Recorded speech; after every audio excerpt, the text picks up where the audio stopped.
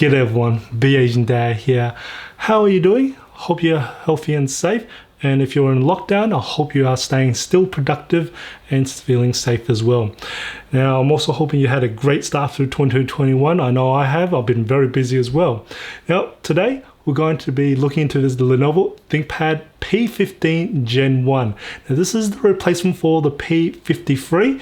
It's a 15-inch workstation class laptop and it's a beast of a computer. You can tell it's a beast of a computer because look how thick this thing is and how many exhausts this thing has got. It's crazy. It is a bit of a beast computer and we're going to have a look at this computer here. So we're going to have a look into the features of this computer as well as the temperatures and fan noise of this computer, and we'll also have a look at the display and also had a quick peek of the internals. Now we'll put in timestamps along this video just to make things easier so you can skip to the different sections that you'd be interested in. Now first off, let's start with what this computer can be configured with. Now first is the processor. Now it is using the 10th generation Intel core and you can configure it anywhere between the i5, an i7, an i9, or even a Xeon. As for RAM wise, it can go up to a maximum capacity of 128 gigs. You heard me right, 128 gigs. Quite a lot, isn't it? Now with the RAM, it can be non-ECC RAM, which is for the i5s all the way to the Xeons, and you can get ECC RAM for the Xeons as well. So that's quite good if you actually am needing that stability and error checking there as well too. As for storage wise, it can house two M.2 PCIe SSD hard drives. Now as for the graphics wise, you can get it configured with a discrete graphics, and that is the Nvidia Quadro T1000 or T2000 or RTX 3000 or RTX 4000 or even the RTX 5000 on this piece of computer. As for display wise, there are four options. The first two options are full HD displays and they have a non-touch and they have a matte sort of feel to the display, and one is rated to 300 nits of brightness and the second is rated to 500 nits of brightness. So it's good to see that Lenovo are giving you options for full HDs. They're actually both quite bright, which is great to see. And the other two options are UHD options or 4K options.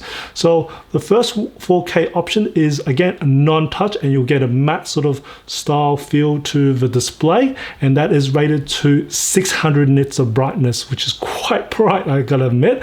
And the second option for the UHD option is touch version, and that will be more of a glossy style, and that is rated to 500 nits of brightness. Now with that touch version, it does say it has pen support, so that's the Lenovo Pen Pro support, so that's going to be able to actually use a stylus there for you.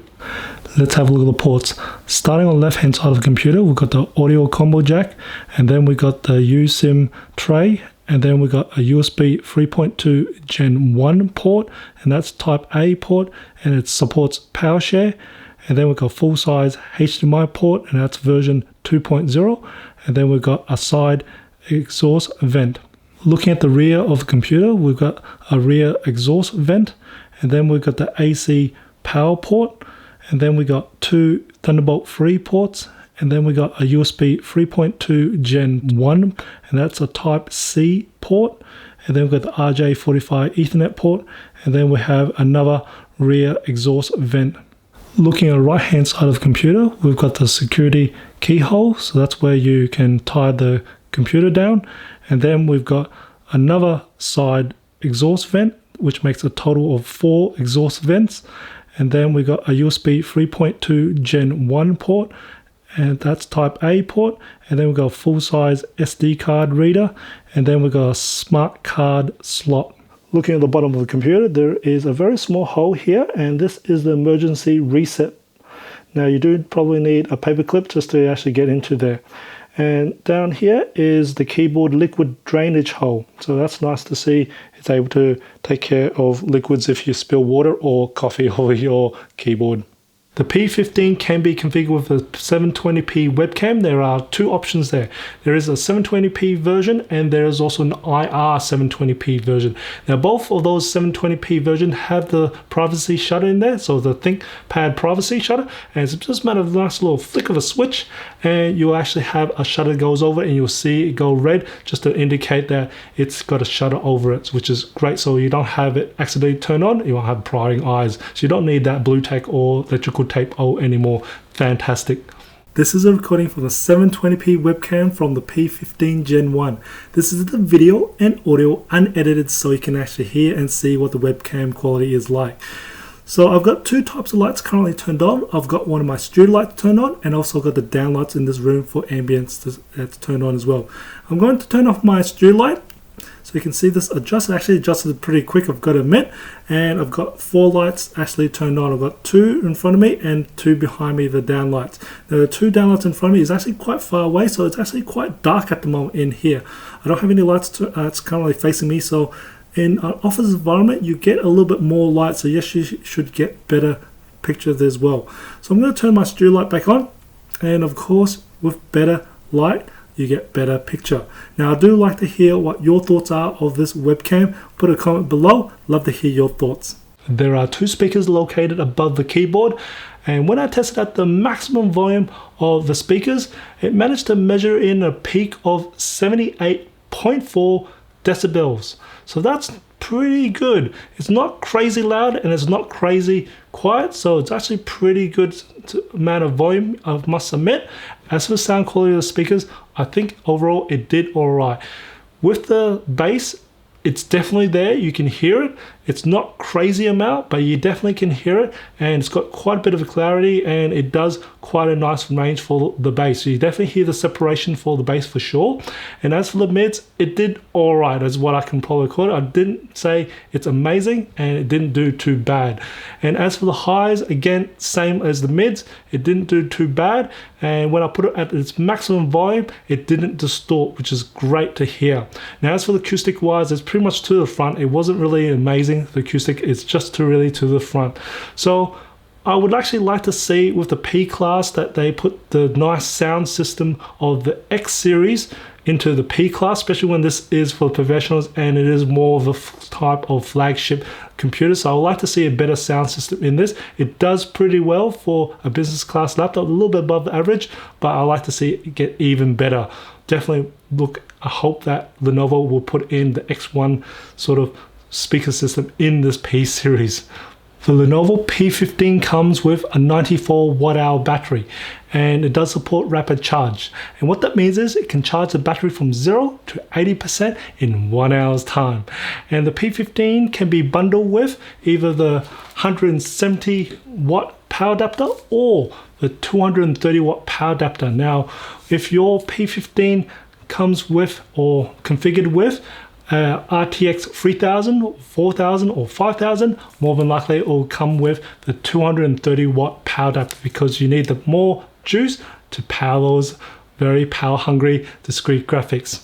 Now I did test out some docks with this, and with the Thunderbolt docks, a lot of them won't power this Lenovo P15. Now the Lenovo P15 does have a supported dock, which is the Lenovo Thunderbolt 3 dock, and you do need to have the 230 watt power adapter connected to that particular dock.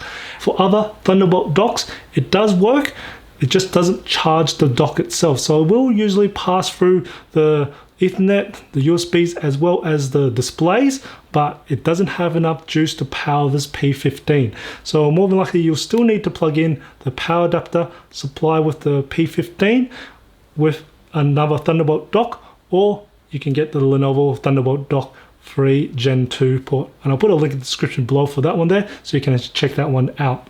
I did perform the battery life test on the P15. Now with my battery life test, I do perform a very consistent workload on the computer, and I did test it into 4 different modes. So in best performance mode, it managed to get 1 hour and 10 minutes. And in better performance mode, it only managed to get a little bit better, which is 1 hour and 15 minutes. And in better battery life mode, it managed to get 2 hours and 30 minutes. And in battery saving mode, it managed to get 3 hours and 20 minutes. And in my media mode, it managed to get 6 hours and 15 minutes. I like to make a note of these numbers. They're actually pretty decent for a workstation. And the reason why I say that is because what this computer can be configured with, they've actually got very, very high performance parts in them. And they are usually, high performance means more power hungry. So that's the reason why I think these numbers are pretty well. I do expect you to get better battery life than my numbers, because most applications, the workload goes up and down rather than consistent workload.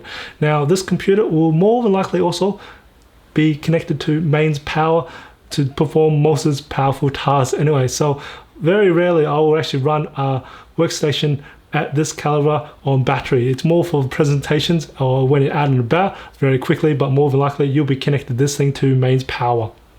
The Lenovo Thinkpad P15 Gen 1 weighs in at 2.71 kilos.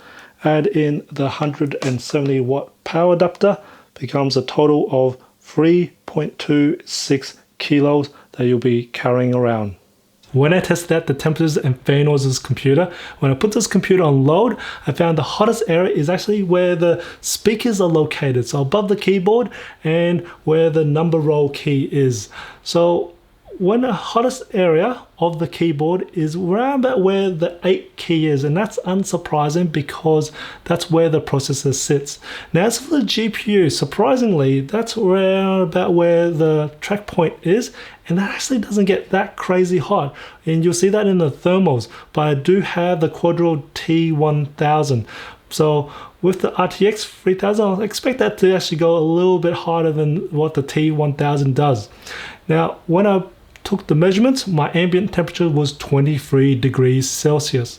So I took my base measurement when the computer was on idle, and the hottest area measured in at 38 degrees Celsius. And as for the fan noise, it hit a maximum of 30 decibels. So that's practically quiet.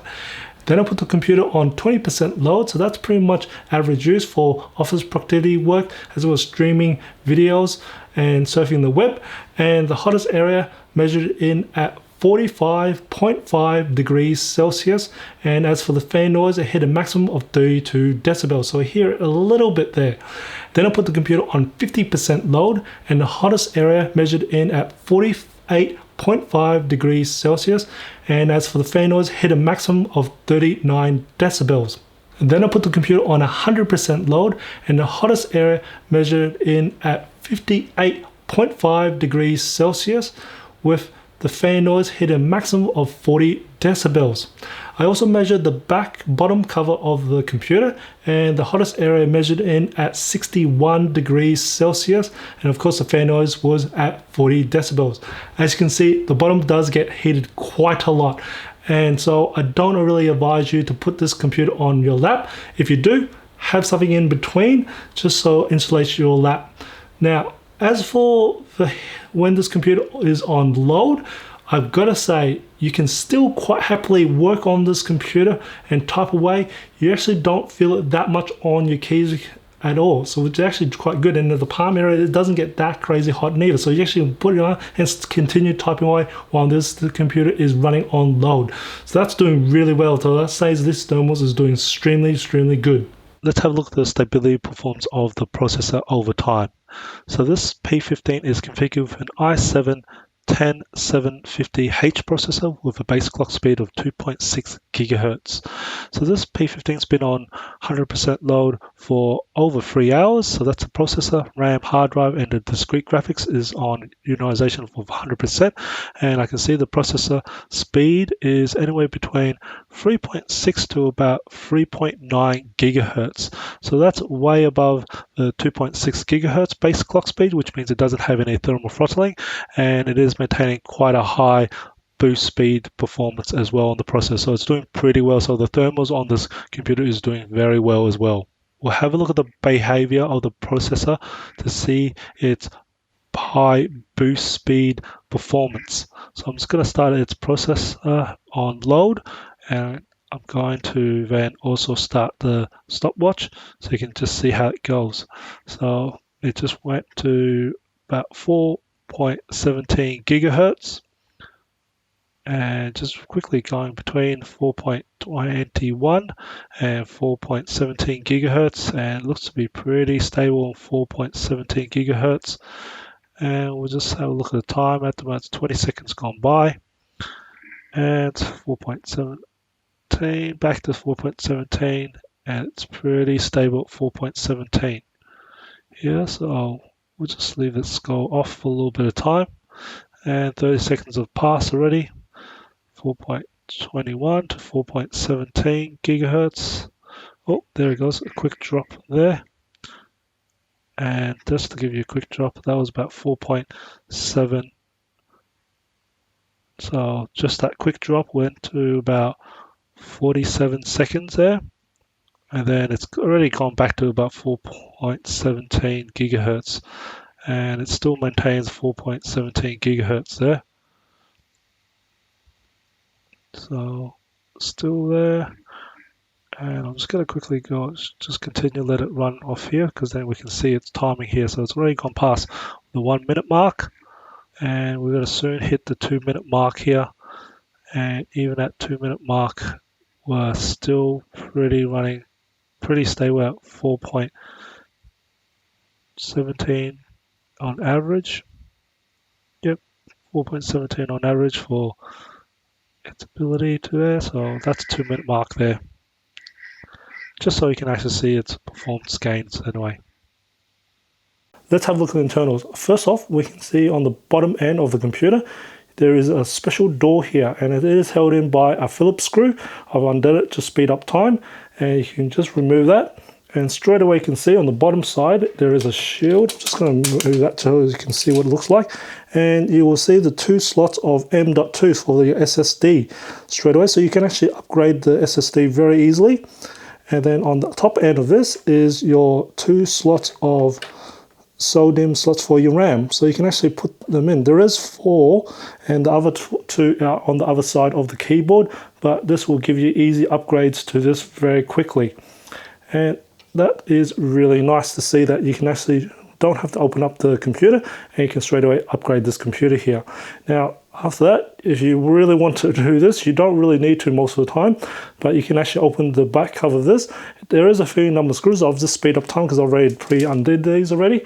Just a quick show you around this computer. So here is the 94 watt hour battery, and here is the connector for the battery. So if you need to disconnect the battery, it's just a matter of unplugging this from here. And underneath around here, I don't have it configured, but this is where the wireless WAN card will normally sit, this module here, and it is installed through the keyboard side. I don't have it configured here, so that's why it's missing. And of course, it is CMOS battery, so if you need any date time things, you can reset through there. And then the processor sits underneath this heatsink here. And underneath this big heatsink is where the discrete graphics sits. So in this case, this is the Quadro T1000. What's really interesting is if you remove the heatsink and fan assembly away from here, you'll find that the discrete graphics is on a daughter board. So I can see this is a daughter board here. So you can actually remove this discrete graphics later on and then put in another one in if you find the spare parts.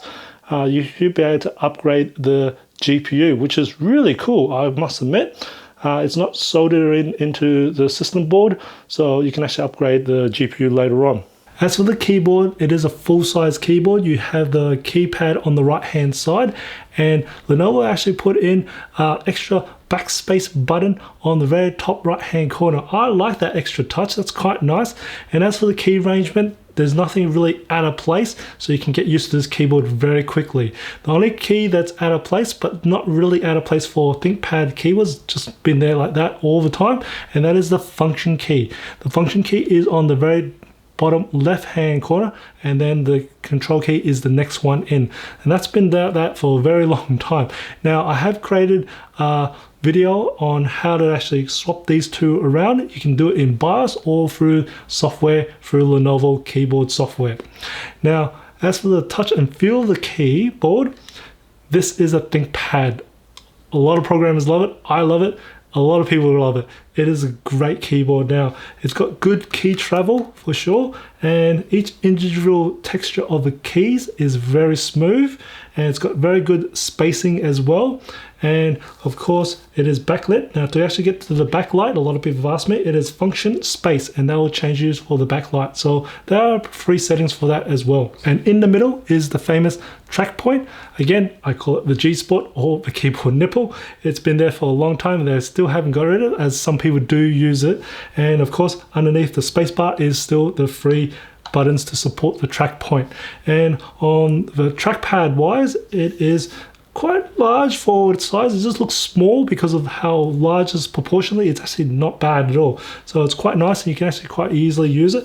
Now, as for the feel of the trackpad, it's not a complete matte feel. It's got a bit of a between a matte and glass feel. So it's quite nice and it won't be having too much problems actually registering your, even with moist fingers now. And it is mechanical, so you can actually press it. It is mechanical to the bottom part, so that's where the hinge is actually on top. So at the bottom you can press it as well too. And of course it's multi-gesture as well. As for the texture of the palm rest, it's got more of a plastic feel than matte feel. So this one is definitely durable for a very long time, I can tell you that. There is an optional fingerprint reader on the right hand side of the trackpad, and of course now as for the build construction, this thing is built sturdy. It is quite nice. I don't think I even can twist this thing. This is that hard, and I can definitely feel there's a big edge here which actually can take a bit of beating. It has a bit of reinforcement in the middle here, I've got to say. And of course this thing is just built quite rugged. It's got a little bit of flex on the top of it, but still it's actually quite nice. And as for the keyboard, nah, there's no flex in there. This keyboard is doing extremely well. So definitely not much flex. No, that's not too much flex there. It's doing extremely well, gotta say. Though this is well built, that can take a fair bit of a beating computer here for this workstation, of course. So let's perform the one finger test, and pretty much it's very easy to do. It's actually quite a nice hinge, I've got to admit, and it goes all the way to about 200 degrees, I would probably say, so far beyond 180 degrees. So that's 180 degrees, and it's gone beyond that, and it's still not obstructing the two exhausts at the back, which is great. And of course there is another exhaust on each side as well, so it's actually got a lot of exhaust just to breathe around there. So that's nice to that. And also people will probably ask me about, when this is holding on the side, will the lid open up by itself? No, it does not. It's actually doing pretty well. So the hinge on this is really good, I've got to admit. It takes not really any effort to actually put, and it's a smooth one too as well. So definitely the hinge is great on the P15. As for the display, it's got quite a thick bezel, and that's all on the top. It's quite thick, and the bottom is extremely thick, of course, and on the side as well. So it's not like one of those near thinity or bezel-less sort of display. This has a bit of bezel, and the reason why for this one is, I'm thinking it's traditional, is because to make it rugged is when these are to do banged up on the sides, it doesn't actually just have problems on the bezels, because actually can take a bit of beating more for the sides there, because these things, when as it gets more thinner, it actually is more easily to be damaged. So these ThinkPads are probably more than likely used for that.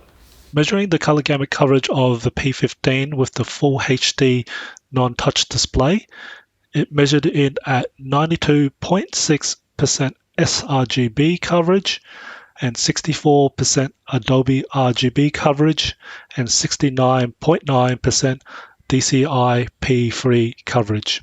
So let's have a look at the brightness or luminance of the display. Now this is the full HD non-touch display, and it goes up to 500 nits of brightness, this one I've got here.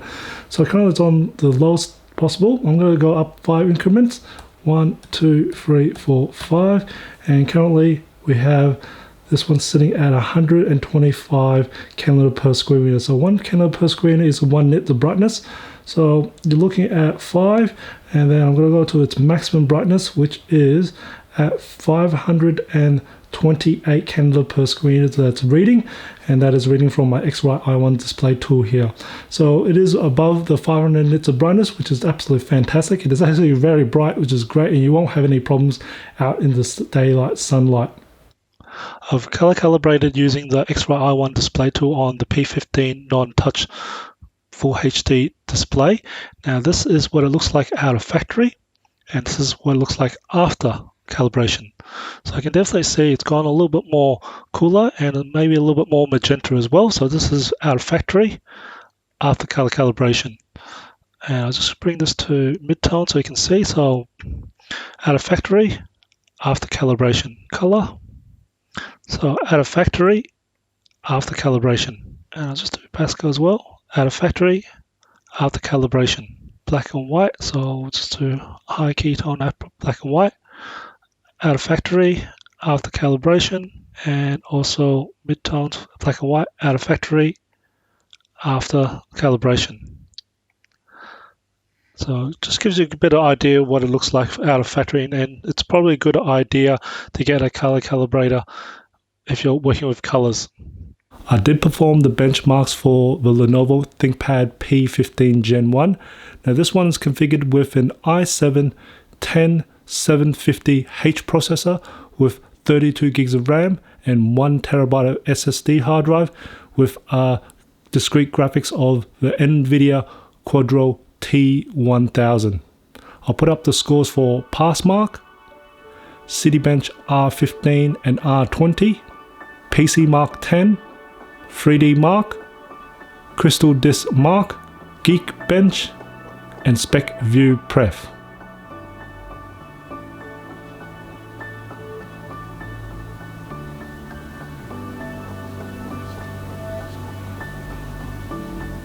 The Lenovo Thinkpad P15 Gen 1 is quite a decent workstation.